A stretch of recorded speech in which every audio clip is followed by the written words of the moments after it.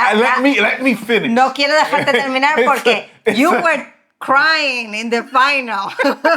No, because you are so consumed in yourself, in I'm the best country in the world, I have the better thing, I have the biggest thing. Los estadounidenses os pensáis que lo tenéis todo más grande y por ser más grande es mejor, pero no lo es. ¿Por qué no? Porque los buenos perfumes vienen en vasos pequeñitos. Es que tenemos muy grande. ¿Tienes una palabra para ego? Ego. Ego? Let me show you this video. Watch the World Cup final, then the Super Bowl. I'm gonna say 275,000. No. 5 million? 5 million. 5 million extra people. I already know this video is not going to be good for me. No, we don't know about the World Cup, okay? Yet you host the World Cup. We host the World Cup. That Not knowing what it is. that's not our fault. That's government and politics stuff. Mm-hmm. But for us, it was always American football. That's the biggest thing. Yeah, but just because it's the biggest thing for you doesn't mean that it's the biggest in the rest of the world. Fútbol, el de verdad, el de toda la vida, Yeah. is more watch and more play worldwide than American football. There's a reason why it's called American football. Because it's only played in America, United States of America. No, it's called American football so it won't be confusing. Because you called yours football, which is not even spelled the way we spell it, so we can still keep the name football. How it's going to be spelled the same way if it's a different language? Obviously, it's not. I'm just saying it's different. Football. But no, we look at it as the biggest because it's an event. Like, football games don't have any event. There's no pizzazz to the football games. Not everything has to be entertaining. However, It's a sport. However, you shouldn't even call it football because you don't use your foot We kick at the all ball. the times. We kick the ball from time to time. Claro, pero no todo el tiempo. We have the right to call it football because it's always with your foot. I am not debating. If you touch it with your hand, you get a card. I tell it to the goalie. I am not debating. You know, Besides the goalie, you crazy. but when you inbounding the ball, you can use your hands to throw it, can't you? Pero that's the only time. Well, you shouldn't use it then. You should stick with your foot then. But anyway, what I'm trying to say is that I'm not debating on the name of the thing. I'm debating on you why we look at it as the biggest. It's an event. Because you are so consumed in yourself, in I'm the best country in the world, I have the better thing, I have the biggest thing, I'm the bigger blah, blah, blah. That's it. You're covered by all that fantasy. There's nothing about football that stands out. It's a long game that could end. Let me finish. No quiero dejarte terminar porque you were crying in the final. For you to say That's not that. the point right now. Details matter here. What I'm trying to say is that it's a game that's a long game and can end with nobody winning. That is not The person from the country where they watch baseball that can last 12 hours without doing anything. But somebody It's has talking. to win. Somebody has to win. The game goes until somebody wins. It's not, I guess we'll try again next time. Cariño mío, baseball Listen, is more boring than golf. To all my due respects to the people that like baseball and golf. That's why, all my due respect to the players, that's why baseball players have that tummy. They have a tummy of cerveceros more than sports people. Well, because They might have Estrella de Galicia in there. listen, I as far as the sport goes, I always say the pitcher should be paid the most regardless. But anywho, back to football, it's not seen that way. It's not an event. There's nothing that's super, like, don't get me wrong, the sport is great, but it's not entertaining the way American football is. But it's a different mentality. No, it's not a period. different mentality. Listen, Because we don't look at sport games as a platform for other type of arts or entertainment to be in. That's why we don't have Cheerleaders? Eso. No, but at the end of the day, it's still not, there's nothing about football itself that's outside of the game that's necessarily entertaining. You don't have cheerleaders. You don't have mascots. You don't, it's all about the sport. And again, the sport is It great. is all about the sport. Key Yes, element. yes, but with your sport, I think football players are the greatest athletes in the world. Thank you. This is before I started getting into football that I thought. They are the greatest athlete. I still believe they're the greatest athletes in the world. But now that I'm getting into football, I've lost a lot of respect for a lot of them. I hate I broke a nail and I'm rolling on the floor into the hospital. No, I hate it. Yo sé que hay muchos jugadores que lo hacen, pero hay unos que son peores que los otros. Espera. This is why American football, Americans look at it the way they look at it. They look at it as a man's sport. We're tackling, we're wrestling, we're hurt. People are getting injured for real. We're breaking necks, backs, and everything. Meanwhile, here you, and someone just glazed by you and you're, on the floor. It's embarrassing to watch. On the floor. Can I just say something though? Please do. Es verdad que en el fútbol se hacen muchas fake actions. That's true. Sí. But do you see, I'm listening to you and I'm thinking about the amount, and this is not to joke about, but the amount of people that after playing a few years of football, like American football, they end up with like Brain damage. And everything. Like there is a documentary or a movie about concussions. Yeah, we get like it's really dangerous. Yeah. Isn't that the reason why you didn't play football when you were younger? Yes, I'm a quarterback. When I was younger, I'm like, I ain't getting hit like that for nobody. Out your mind. People like in football. Savage football. That's what it should be called. They aim to take out the football player, the quarterback immediately, and in the worst ways. You don't see it coming. And I could be like this and get tackled, so I can't even brace. That ain't happening. No, that's why I was like, basketball is perfect for me. That's it. Vale. Una cosa, because after watching this video, it's like everybody's so into football, like American football, right? Like it's our sport. Sorry, I was looking for my right. It's our sport, it's our sport, it's our sport. But can you give me like a top 5, top 3 sports in the U.S.? You know, that it makes like the nation come together to watch these things. Football is probably the biggest. It's the one that's still like the Superbowl is probably the most watched. Basketball is right there, and I would have to say baseball. Like baseball is probably the third. Yeah. Baseball used to be the first, though.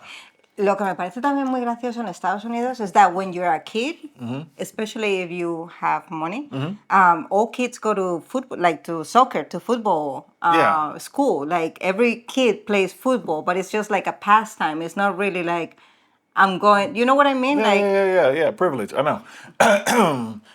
But okay, let me give you our top three. But okay, before you go there, the reason why I'm saying what I'm saying and why we look at it the way we do is because we make it an entertainment event. You have all the celebrities that go there, and there's not celebrities just in the U.S. Celebrities in the world.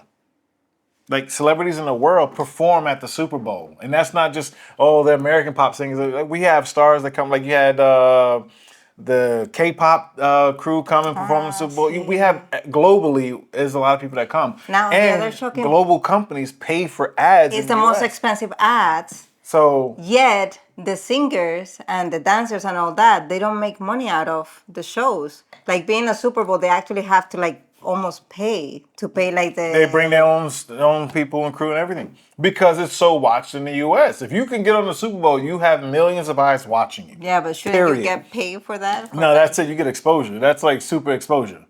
So that's what I mean. That's why our perception is this is a huge event. Like we have celebrities that are picked to do this. Michael Jackson performed there, and come on now. Bruno Mars, I know. But like for example, that happens that's in Michael Jackson song. Be like, yeah, Bruno Mars. No, don't be doing that, son. Don't be doing that. Listen, I love Michael Jackson. Top of the top. But okay, so the whole thing that we see in the Super Bowl, would you see something similar like in the finals of the NBA? Or the finals of the baseball? For the NBA, it's the All-Star game, which has dwindled compared to what it used to be. But but the All-Star game is a different thing. It has nothing to do but with it's where the event would happen, where we would have a celebrity come and sing the national anthem and stuff like that. But outside of that, like the finals is big, but it's really just about the sport, about the game itself. So I would say obviously in Spain, football is number one over everything. And then because we're so proud of our sports people, I think that the sport like changes, but definitely Formula One was one of the top sports that we were watching up until like, Alonso. No words. But I would say basketball is also like top for you guys? Top for us. So football, basketball, Formula One, and tennis. I think in my mind, obviously each person will like whatever they But like. it but I rotates think that around those. nationwide those will be, but football always is going to be number one. However, yes, we don't have those spectacle shows and everything. But that's for the fans. That's what I mean. Pero escucha, but we don't meet one night a year to see these things. Like there's so many tournaments of football going on at the same time. So we have the Champions League, La Copa del Rey, the National League, and so they happen alternative. So throughout the week, we had 3 nights that are dedicated to football. Okay. Here is like you see downstairs when we pass by the bars, we know when it's we football know it's night football because night, yeah. like I don't see that in the US but maybe it's because the sports bars work differently in the Sports US. bars is different. Like you guys sit outside, and we don't do sports bars like this. Our sports bars are inside, and we're cheering inside. We can't be outside screaming and hollering, because we live with other people that might be sleeping or enjoying their rest. There is something that you said before around behaviors with football and things that you said that it has to be really hard to be in Spain and not being a football fan. I feel like if you're not a football fan and you live in Europe overall, especially in Spain, like it must be annoying for you because to deal with people out there,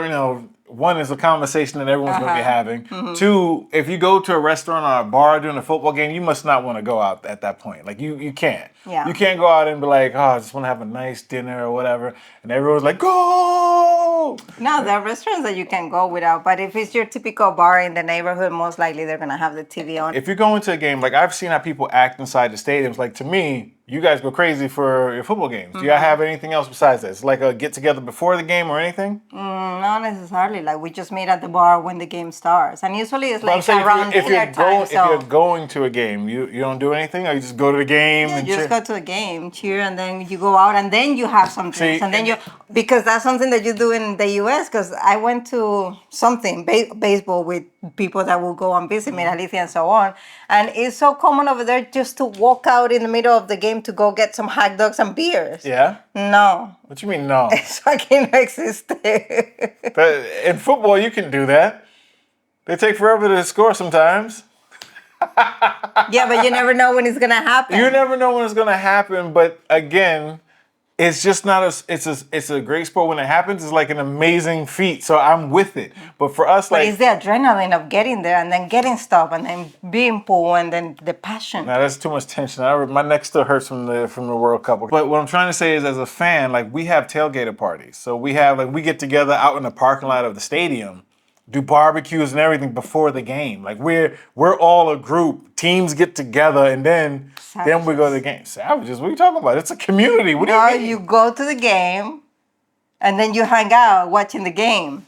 We hang out before the game, talk about the stuff. This is why we have fantasy football and fantasy teams and everything. We talk about the game.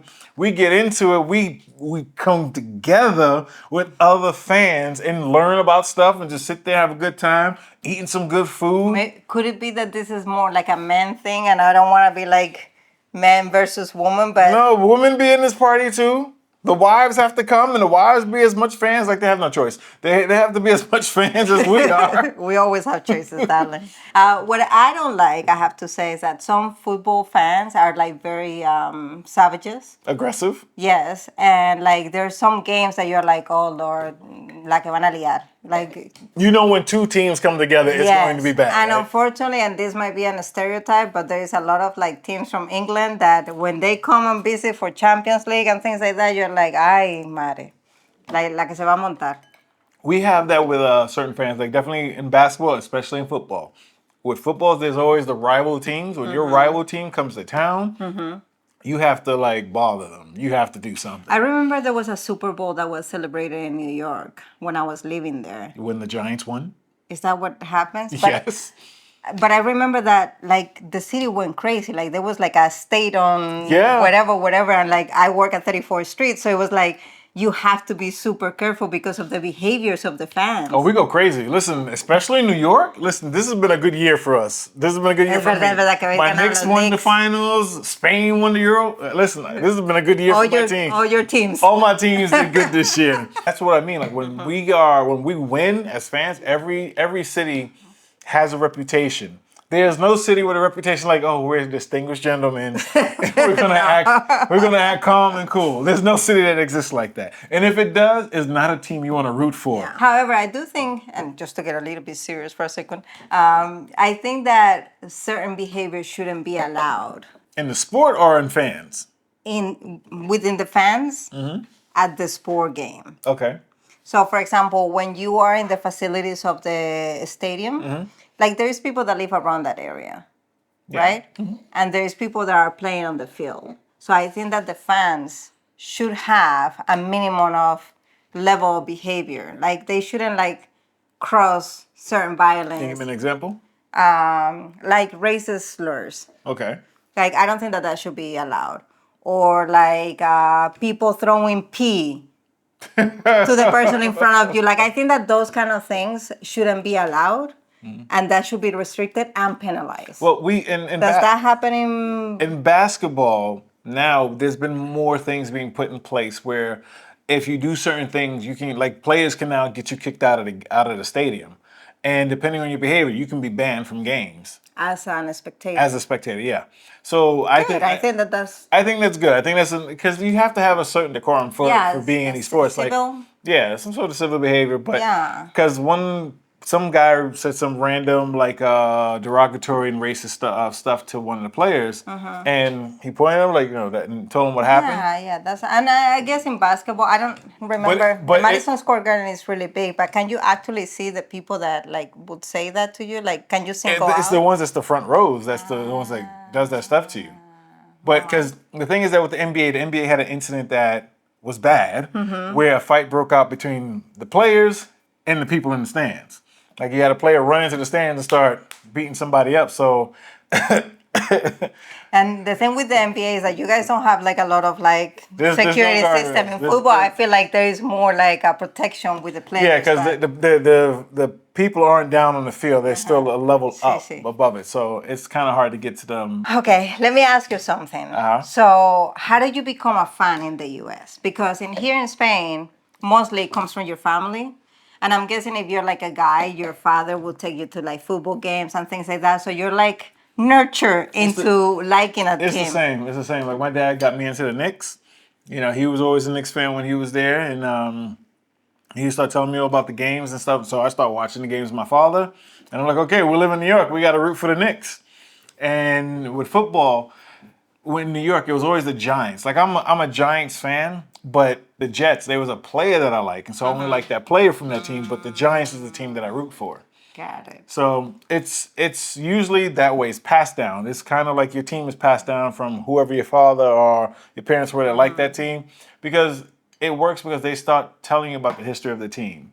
They say, oh yeah, when we had this player, when we had that player, this situation happened, or when we won this goal, or we won the championship, or we've been trying to get to the championship, like my Knicks, for so long or whatever. But I think that's how we usually get it passed down. Is it like that for you guys? Or? Yeah. I mean, obviously, I didn't have a father, so I don't know exactly how that works necessarily. But I have seen my friends and stuff, and obviously, like they take you to start watching some games, and like it's a social event. So like Sunday games, everybody get together to have lunch or whatever, and then so the mesa and I got a question then. So let's say you're in a family, you have a family, and y'all have different opposing team likes. So how does that work? My mother is a fan of the Barça.